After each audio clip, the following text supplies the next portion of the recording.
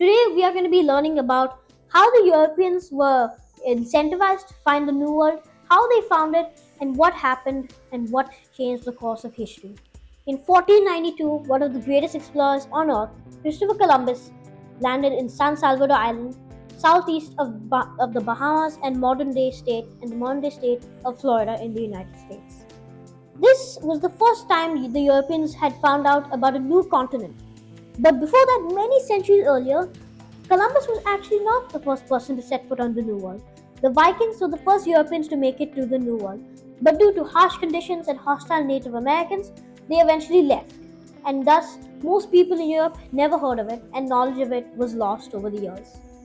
So, what encouraged the Europeans to go to the New World? It all started with their trade with the East. The East Indies, which included the modern day countries of India, Indonesia, Malaysia, and many other countries in Southeast Asia and South Asia, had many riches such as spices, gold, jewels, and many riches the Europeans craved. The problem was that during that time, the Muslims had taken over much of the Middle East, and the Europeans had lost most of their land trade with the East. Because of this, the Europeans started looking for maritime options to get trade to the New World. The Portuguese were the first adventurers in this, where Henry the Navigator had sailed along the western coast of Africa and founded colonies on the west coast. Bartolomeu Dias, another Portuguese explorer, found a way to get around the Cape of Good Hope in southern Africa to reach the East Indies. And finally, the one and only Vasco da Gama made it to Calicut, India. But Christopher Columbus, where does he come into the story? Christopher Columbus was born in the Italian town of Genoa. Genoa, many years ago, had a massive Mediterranean colonial empire. Due to this, Christopher Columbus had a great fondness for the sea and seafaring. So, later on, when he had grown up, he asked the King of Genoa if he could send an expedition west to find the East Indies. The King of Genoa rejected him, and eventually he went to Spain. Spain's King Ferdinand and Queen Isabella had just finished the Reconquista and wanted to start expanding their colonial holdings, due to the fact that Portugal, their neighbor, had already started sending trade routes to the East Indies. Spain wanted a way to get to the East Indies as well and start getting a monopoly on trade over there. So they agreed with Columbus, and after Columbus convinced them, they sent three ships with him: the Santa Maria, the Pinata, and the Nina.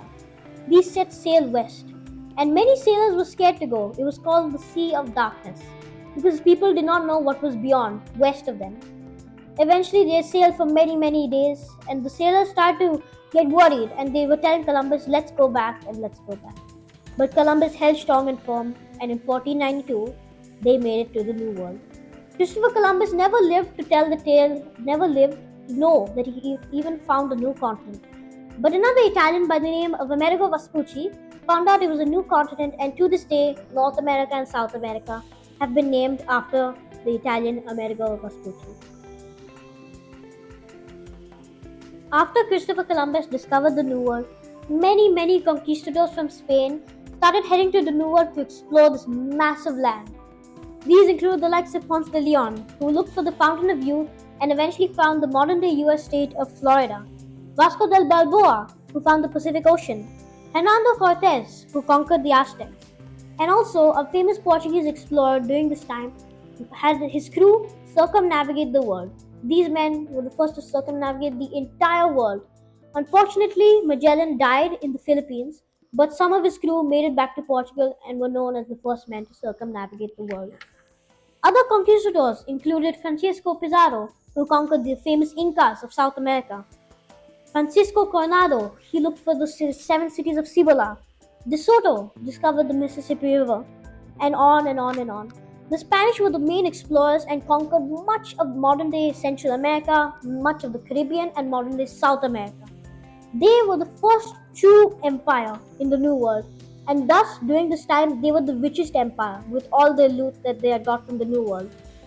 They would continue to hold their massive empire for many years until the late 1800s, where it all crumbled down.